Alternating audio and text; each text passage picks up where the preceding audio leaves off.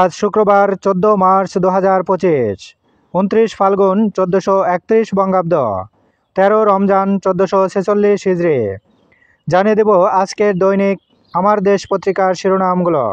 ভারতের স্বার্থ রক্ষার চুক্তিতে অনিশ্চিত প্রত্যাবাসন, রোহিঙ্গা সংকট, নয়াদিল্লির চাপে মিয়ানমারকে সুবিধা দিতে চুক্তি, ধারাবাহিকতা রক্ষা না করায় ফেরত পাঠানো বাধাগ্রস্ত হচ্ছে, সবাইকে কাঁদিয়ে চলে গেল ছোট্ট আসিয়া, পরিকল্পিত অস্থিতিশীলতা তৈরির চেষ্টা গুতেরেসের সফরকালে, জুলাই বিপ্লবে গণহত্যা নিয়ে জাতিসংঘের প্রতিবেদন শেষ, রাজনৈতিক ভিন্নমত দমনের আইন বিলুপ্তির সুপারিশ। এবার ঈদে ভারত যাচ্ছেন না বাংলাদেশিরা, সাশ্রয় হবে 3000 কোটি টাকা। প্রতিদিন দৈনিক পত্রিকাগুলোর শিরোনাম জানতে লাইক, কমেন্ট এবং সাবস্ক্রাইব করুন। জাতিসংঘ মহাসচিব ঢাকায়, লাখো রোহিঙ্গার সঙ্গে ইফতার আজ।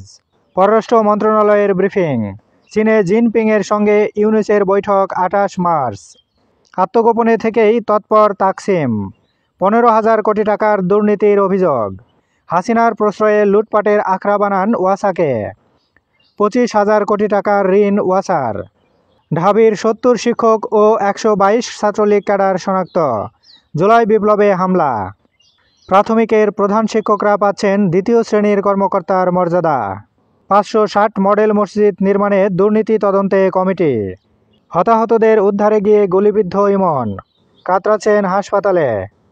স্বপ্ন ছিল ইঞ্জিনিয়ারিং শেষ করে বিদেশে পড়ার, ধার দেনা করে চিকিৎসা করিয়ে নিঃস্ব পরিবার।